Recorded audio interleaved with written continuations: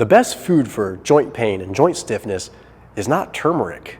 We, for years, thought that turmeric was really powerful, and it is. It has huge benefits, but we're starting to see the interesting research suggesting that maybe the anti-inflammatory effects of turmeric aren't quite as pronounced as we once thought. So now we're looking, okay, well, what foods can we say with at least relative certainty that they have an impact on joint health or making our joints feel good? Well, with that, we look at the interesting research behind raw milk. Yeah, sounds crazy because we would typically think dairy to be inflammatory. And in its pasteurized form, perhaps it is. Perhaps some people respond to it in an interesting way. But let's take a look at something very interesting with raw milk and how it affects your joints. Today's video is brought to us by House of Macadamia. I popped a link down below. I highly recommend that you add macadamia nuts into your diet. I don't care what kind of diet you're doing, okay? If you're vegan, if you're paleo, if you're keto, if you're not keto, if you eat a bunch of carbs, whatever, adding macadamia nuts is a great way to potentially improve insulin sensitivity, but also just provide yourself with something that's very satiating and makes you feel full throughout the day while being very nutritious and super low carb. So House of Macadamia harvests all their own macadamia nuts in South Africa. They're the largest processor harvester of macadamia nuts, and they process and package less than an hour away from where they harvest. So stuff is literally as fresh as it can get, like it's right off the tree pretty much.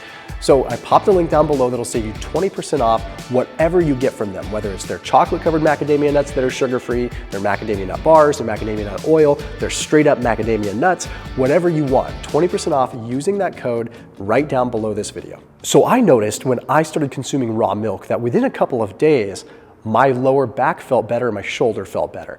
I had no idea it had anything to do with the raw milk. I was doing it for different effects, potential gut effects, whatever. But then I learned about something called the Wulzen Factor, which is because of a lady named Rosalind Wulzen.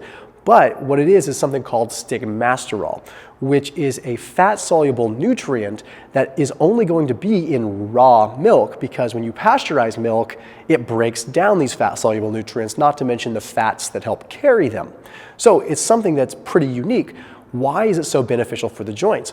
Well, with this, we have to look at some in vitro research. And full disclaimer, if you're science-minded, you know that in vitro research is usually the beginning, right? We can't take this 100% to the bank. But I want you to show me any other foods that we can even say with relative concrete detail are going to help out your joints. It's very difficult. Up until recently, it was pretty much just turmeric. That's pretty much all we could talk about. Otherwise, we could say, okay, well, you can reduce carbs and reduce inflammation this way. It's all convoluted.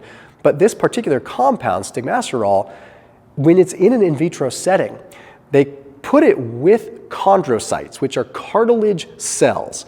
And these cartilage cells, they instigated inflammation in them to mimic what would happen in an inflamed cartilage cell, like with osteoarthritis. Okay? And then they cultured it with stigmasterol, like you would get from raw milk. Well, there was a 73 to 83% reduction in inflammatory genes. So the genes that would normally trigger inflammation in these cartilage cells was massively, massively attenuated. So what is going on here? Like, why does this exist? I mean, raw milk has 350 plus different essential fatty acids in it. It has a world of different proteins. It has a world of different antibodies and enzymes. It's a very, very, very complete food. And from any kind of biological perspective, it kind of makes sense to consume it because we consume it as mammals from our own mothers. Well, we've co-evolved with cattle, so maybe their milk would work well for us after centuries and millennia of coexisting, right? Who knows? That part's a little bit theory. But one thing that we do know is, at least in vitro research, there is an effect on inflammation, pretty significantly targeted at the joints. And it's a pretty small price to pay to try it out. Of course, there's inherent risk with raw milk. Yes, there's a risk of pathogenic material, things like that. But if you're in a state where it's legal or you have a farm that really is working hard to have good standards, you know, I've never had an issue with it and I've been consuming it quite a bit lately. So anyway, the point is, if you're really trying to make an impact, it might be something worth trying. Now, turmeric still has huge effects. So perhaps you make a little bit of golden milk, some turmeric and raw milk, right? Now you might be wondering, okay, well, I don't want the carbohydrates, because fair point. There's carbs in milk, and milk is designed to grow a cow, and yeah, it's calorically dense. High fat, high carb to a certain degree, and pretty caloric. So maybe regular straight up raw milk isn't for you, but raw cream is still going to carry the stigmasterol, with much, much less in the way of sugar and obviously much more in the way of fat. Plus you have myristic acid, you have more of these conjugated linoleic acids that come with milk fat that can actually be beneficial for a lot of different things, body composition and whatnot.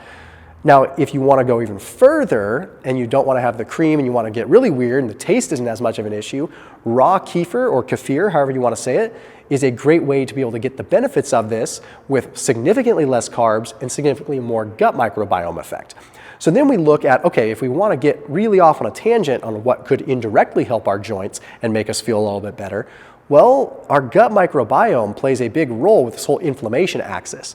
If our gut biome is messed up, then we have more lipopolysaccharides that potentially leak into the bloodstream, which means you have more pathogenic material in your bloodstream, causing inflammation, causing systemic inflammation and pain, which of course will reflect in your joints, especially if you're osteoarthritic.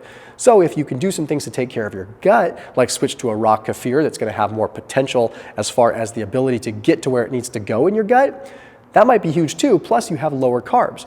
Because one thing that I do notice as someone that's a relative low carb advocate is that people that add carbohydrates or sugar back in, even if it's milk sugar, they're sensitive to it. And that might in and of itself trigger an inflammatory flare-up. So I get that. So if that's the case, maybe the raw cream, maybe some raw yogurt, maybe some raw kefir, maybe that's the way to go. Because either way, you're going to get the stigmasterol because that's attached to the fat, not to the protein or the sugars.